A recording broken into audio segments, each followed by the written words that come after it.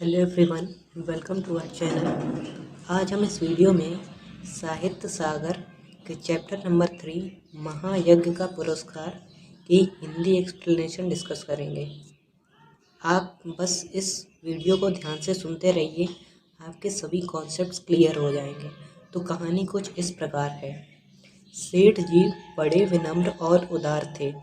सेठ जी इतने बड़े धर्मपरायण थे कि कोई साधु संत उनके द्वार से निराश न लौटता, भरपेट भोजन पाता। उनके भंडार का द्वार हमेशा सबके लिए खुला रहता। उन्होंने बहुत से यज्ञ किए और दान में ना जाने कितना धन दीन दुखियों में बांट दिया था। सेठ जी के उदार होने के कारण कोई भी उनके द्वार से खाली नहीं जाता था। परंतु अकस्मात सेठ जी के दिन फिरे और सेठ जी को गरीबी का मुंह देखना पड़ा। ऐसे समय में संगी साथियों ने भी मुंह फेर दिया और यही सेठ जी के दुख का कारण था। उन दिनों एक प्रथा प्रचलित थी। यज्ञों के फल का क्रय विक्रय हुआ करता था। छोटा बड़ा जैसा यज्ञ होता, उनके अनुसार मूल्य मिल जाता। जब बहुत तंगी हुई तो एक दिन सेठानी ने सेठ को सलाह दी कि क्यों न वे अपना एक यज्ञ बेच डालें। इस प्रकार बहुत अधिक गरीबी आ जाने के कारण सेठानी ने सेठ को अपना यज्ञ बेचने की सलाह दी।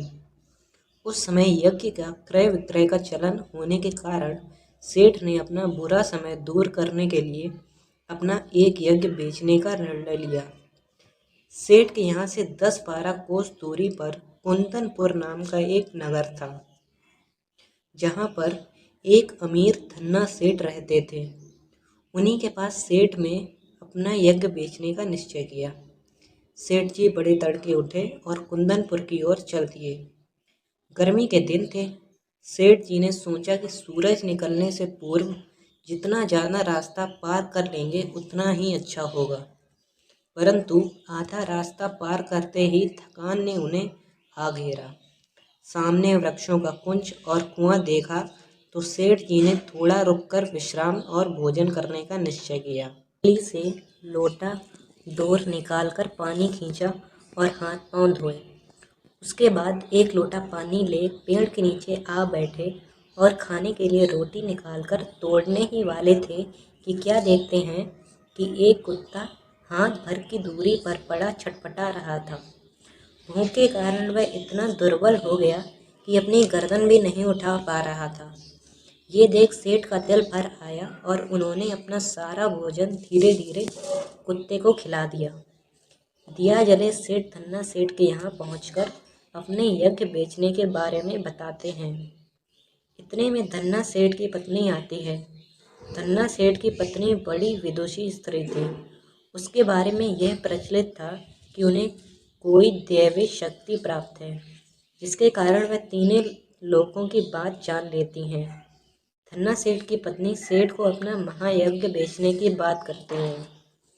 धन्ना सेठ की पत्नी ने जब सेठ जी से अपना महायज्ञ बेचने की बात की तो उन्हें आश्चर्य हुआ, क्योंकि महायज्ञ की तो बात छोड़िए, सेठ ने बरसों से कोई सामान्य यज्ञ भी नहीं किया था।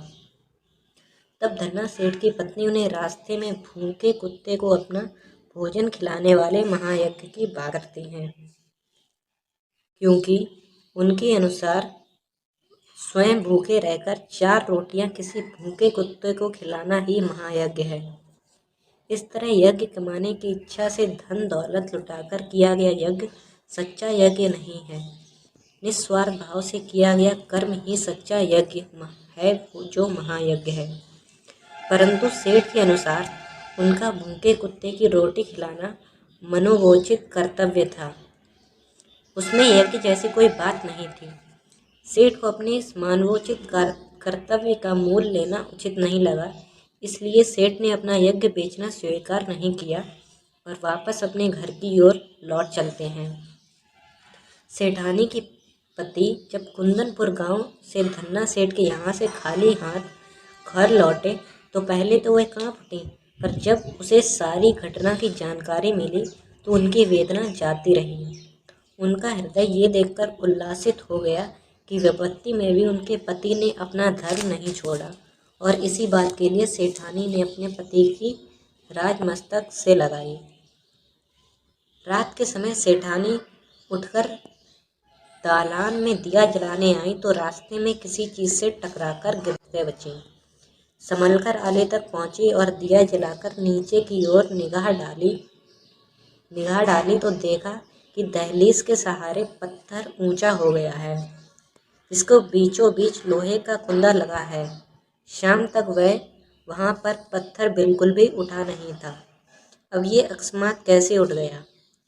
सेठानी ने जब सेठ को बुलाकर दालान में लगे लोहे कुंदे के बारे में बताया तो सेठ भी आश्चर्य में पड़ गए।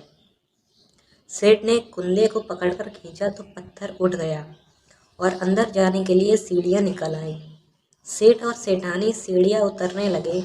कुछ सीढ़ियां उतरते ही इतना प्रकाश सामने आया कि उनकी आंखें चौंधियाने लगी। सेठ ने देखा वह एक विशाल तहखाना है और जवाहरातों से जगमगा रहा है। तभी उन्हें एक अदृश्य स्वर सुनाई देता है और उनके द्वारा किए गए कार्य का ये पुरस्कार है।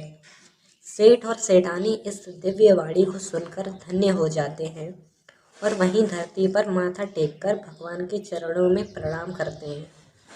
अब इस स्टोरी का सारांश कुछ इस प्रकार है। प्रस्तुत कहानी हमें निस्वार्थ भाव से कार्य करने की प्रेरणा देती है। साथ ही ये कहानी हमें प्राणी मात्र को भी उदारता से देखने का संदेश देती है। इस कहानी का सेठ बिना किसी फायदे और नुकसान के एक भूखे कुत्ते को अपना सारा भोजन खिला देता है। सेठ को इस निस्वार्थ कृत्य के लिए ईश्वर उसका फल देते हैं। Thank you. अगर आपको ये स्टोरी अच्छी लगी हो तो चैनल को सब्सक्राइब कर दें। Thank you.